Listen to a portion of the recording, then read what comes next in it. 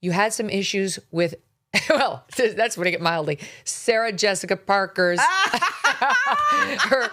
her latest iteration of Sex and the City. I've been enjoying your take. I never have seen one episode of the reboot, but I totally love listening to you talk about it anyway. Thank you. And then I know, prior to this, I know your love of Carol Burnett. I know, I've heard you revere her. Revere her. And unfortunately, these two things came together at the Golden Globes, where SJP got the Carol Burnett Award.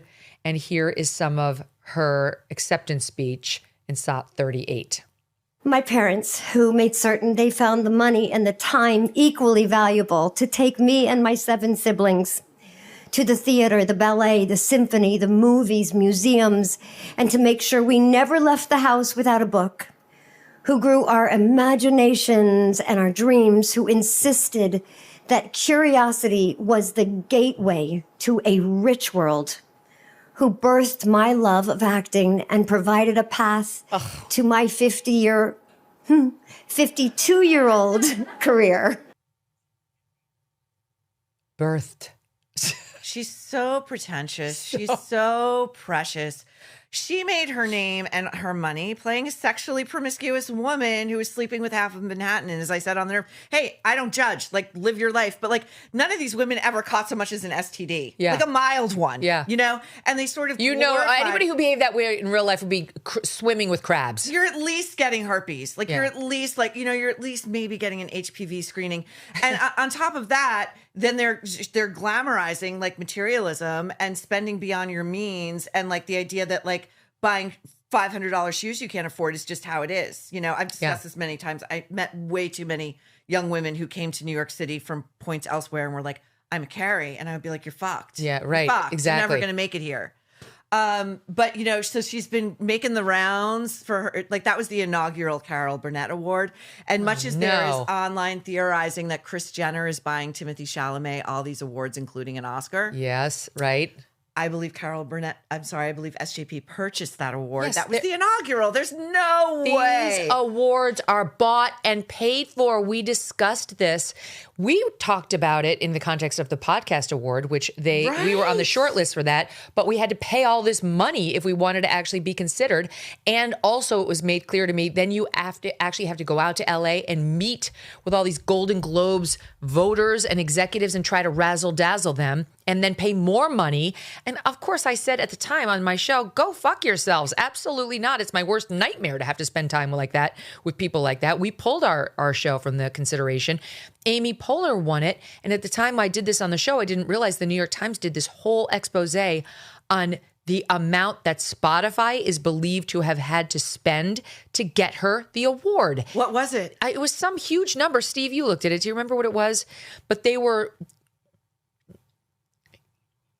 like over $100,000. Yeah, over $100,000 to get her. So you can imagine what SJP had to pay to get, the first inaugural, the first Carol Burnett Award. And then they go out there and Maureen, it's acting, right? Like, my parents and they birthed me and my love of the arts. And even though we were dirt poor, I went to the ballet and the opera and the theater. No, you didn't. Because if you were dirt poor, you did not go to any of those events. The symphony. You fucking lie. You're so dirt poor. You have 7 kids in your family. Your parents are taking you to the symphony and the opera in like where?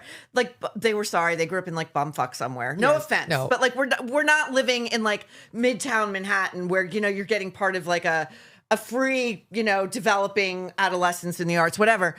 Then my favorite thing about, so she's always breathless. She's breathless. So we bought and paid for this award allegedly, and we didn't know it was coming. And then we get up there and we're breathless and we just sound like, she's always like doing this tick where she's moving her hands out from her womb. Oh God. Like, it's like, I'm being really authentic here because I'm talking to you from my gut. I'm being authentic. Where I birthed my babies, except the other 2 that were surrogates. No shame. But like, it's coming from here. It's coming from my solar plexus. And then she's going on the Today Show and New York Live and all this bullshit. And she's really hawking after doing her victory lap for this bullshit. She is hawking, Megyn, I kid you not, a line of prescription. It's a brand of prescription eye drops called Viz.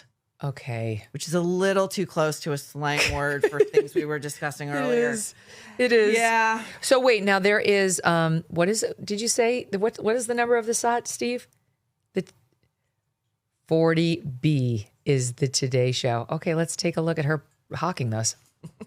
You probably don't know this, but Sarah Jessica Parker reads more than anybody I know. More than you? Yeah. Yeah? Well, we're close. Maybe now we're back because I was judging a literary award. She was judging a literary award, so she read. I was sort of on adrenaline. We read about the math. Really, I think comes back out to like 172 books, but that's rereading a long and short list. Wow. And also reading along with it. But anyway, so as you were reading. And recently I learned about these prescription eye drops, went to my eye doctor. He was excited about it, and he had been waiting for it. And I started using them, and it changed the course of my day. You know, just in the ways in which those of us who reach for glasses all the time have readers in every room. Exactly. I've heard enough of her. That's enough. It was this. Let's get out of that. I'm done with Sarah Jessica Parker. I really am. I'm like so over her. But I do want to stay on the Today Show for 1 second. You'll be shocked to learn who showed back up on the Today Show this week. Oh, is it my favorite? Yeah. My favorite. Who just wants to spend time with her daughters. Oh, yeah. She doesn't really want to be in TV anymore. I know. Here she is. Let's roll at SOT 36. Okay, it is our first official day together, and right now Chanel and I have no idea what's about to happen. They said just read the prompter, so here we go. This is literally in real time. Our producers wanted to celebrate the premiere of the new fourth hour by passing the torch.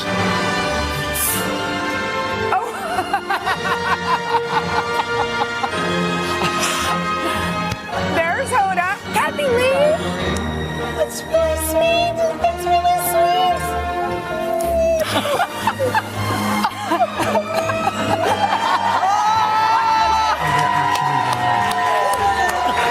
It's Hoda and Kathy Lee, for those of you listening. What a shock.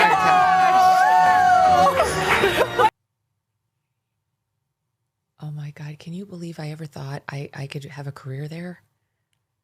You know, I think you had to go through that crucible to get to to this. But this is the cheesiest. It's the most brain dead. So I have so like I watch this stuff with like morbid fascination. Yeah. I really do, because I wonder what the actual conversations in the control room and the C-suites are about the talent down there. God.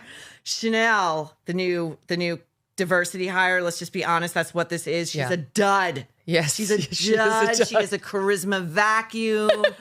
We're going in on we went on a thing on the Nerve on Friday today, but so then Hoda, who's not going to let anybody else have that seat, she will not, and it's such an FU, and like I think that there's resentment about having to put this woman in that chair. Chanel, I really do, because I think they all fucking hate Hoda too. But they're letting Hoda come back on Chanel's first day in that chair. It's mine. To put her stink bomb there and be like, "It's mine. Don't forget me. I'm coming back for the She'll never be Olympics. me. You'll never last. You'll never last." It's amazing. They're fighting over this chair next to Jenna Bush Hager. Oh my God. Also an idiot. Honestly, the dumb as dirt. Like let's face it. Never has anything clever to say. I know. I worked across from her for a year. There was never anything clever whatsoever. I don't know. She claims to be reading all these books. They must be very surface level books because she's learning very little. They're awful. You go into the bookstore and you see like a book it's got the read with Jenna stamp. Like, to just bypass it. That's how I feel.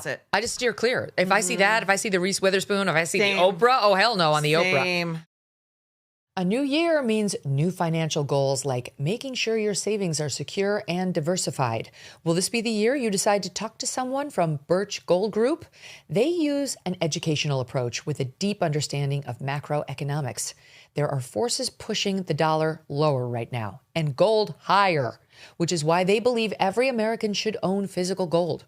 So until January 30th, if you are a first-time gold buyer, Birch Gold is offering a rebate of up to $10,000 on qualifying purchases.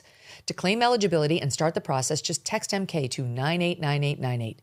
Birch Gold can help you roll an existing IRA or 401k into an IRA in gold, and you are still eligible for a rebate of up to $10,000.